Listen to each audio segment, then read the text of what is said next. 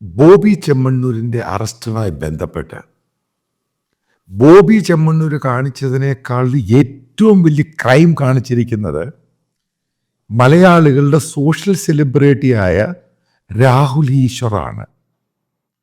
അതായത് നിങ്ങൾ മനസ്സിലാക്കുക, ഞാൻ പറയുന്ന ഇവനൊരു ഇൻബോൺ ക്രിമിനലാണ്.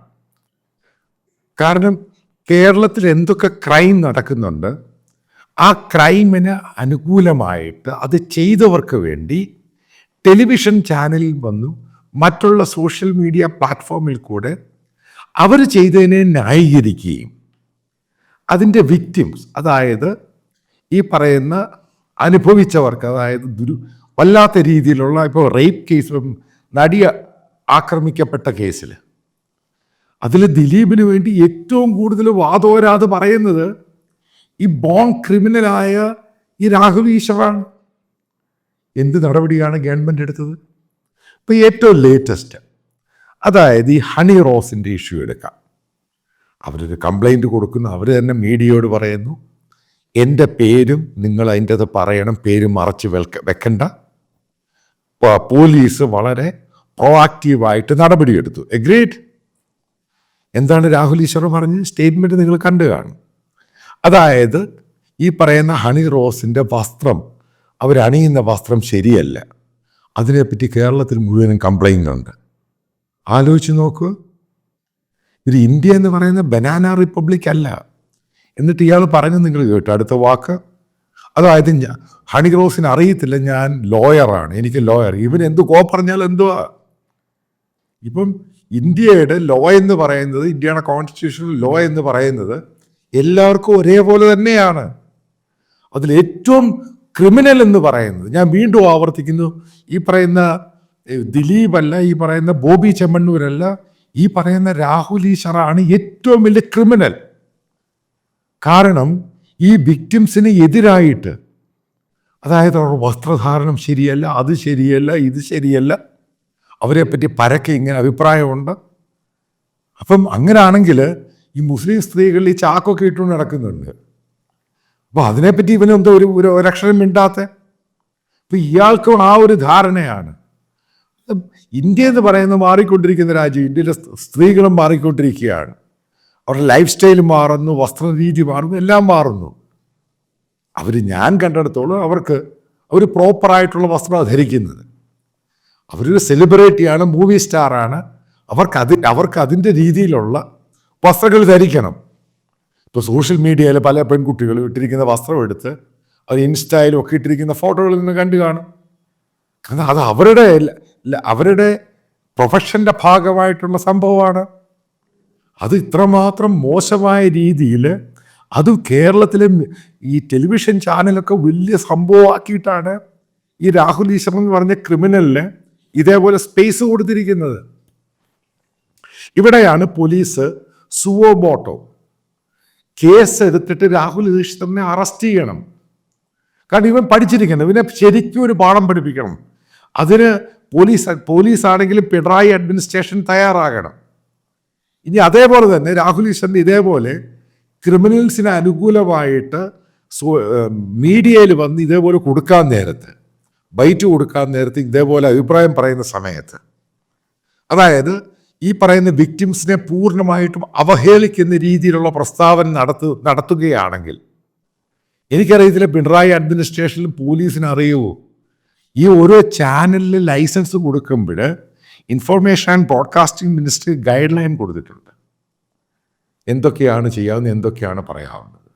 ഈ ഗൈഡ് ലൈൻ്റെ അകത്ത് ഇതേപോലെ വിക്ടിംസിനെ താറടിക്കുന്ന രീതിയിൽ, അതായത് റേപ്പ് അക്യൂസ്ഡിന് അനുകൂലമായിട്ട് പ്രസ്താവനകൾ നടത്തുന്ന രീതിയിൽ ഇതേപോലെ സ്റ്റേറ്റ്മെൻറ്റ് കൊടുത്താൽ ഈ ചാനലുകളുടെയൊക്കെ ലൈസൻസ് സസ്പെൻഡ് ചെയ്യുക.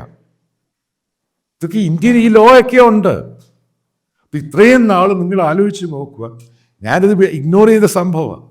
പക്ഷെ വീണ്ടും വീണ്ടും ഈ ബോൺ ക്രിമിനൽ, ഈ സംഭവം പുള്ളി സെലിബ്രിറ്റി സ്റ്റാറ്റസിൽ പ്രബുദ്ധ കേരളത്തിൽ ഇതേപോലെയുള്ള സംഭവങ്ങൾ ഓരോന്നായിട്ട് പറയുകയാണ്. എന്നിട്ട് അദ്ദേഹം UK പഠിച്ചതാണ്, ഏതാണ്ടൊക്കെ വലിയ ഇംഗ്ലീഷ് ഭാഷ പറയുന്നു. ഇംഗ്ലീഷ് ഭാഷ പറഞ്ഞു കഴിഞ്ഞാൽ അവനെങ്ങനെ സംസ്കാരം വരുന്നത്? അവൻ്റെ ജീവിത സാഹചര്യത്തിൽ കൂടെ അവനെ വളർത്തിയ രീതിയാണ് സംസ്കാരം എന്ന് പറയുന്നത്. ഇത് പക്ക ബോൺ ക്രിമിനലാണ് ഇവൻ. വീണ്ടും ആവർത്തിക്കുന്നു, ഇവനെതിരെ ആക്ഷൻ എടുക്കണം. ഇത് ഇന്ത്യയിലെ, കേരളം ഒഴികെ ഇന്ത്യയിലെ ഏതെങ്കിലും സ്റ്റേറ്റിൽ ഇതേപോലെയുള്ള രീതിയിൽ അതേപോലെ വിക്ടിമിന് എതിരായിട്ട് ഈ വസ്ത്രധാരണമാണെങ്കിലും റേപ്പ് അക്യൂസ്ഡ് അനുകൂലമായിട്ടും ഇതേപോലെ സ്റ്റേറ്റ്മെൻറ്റ് നടത്തിയിരുന്നുവെങ്കിൽ എനിക്കറിയാവുന്നതാണ് 100% രാഹുൽ ഈശ്വർ പുറത്ത് കാണത്തില്ല, ജയിലിൽ തന്നെ കടന്നേനെ. കാരണം അവിടെ ജനങ്ങളാകും ഇതേപോലെ സംഭവം. കേരളത്തിലെ മീഡിയ ചാനലിലെല്ലാം ഇയാളുടെ വലിയ ഇൻ്റർവ്യൂവും ബൈറ്റും ഒക്കെ എടുത്തുകൊണ്ട് കാണിച്ചിട്ട് വലിയ സംഭവമാക്കി മാറ്റുന്നു. Social media influence.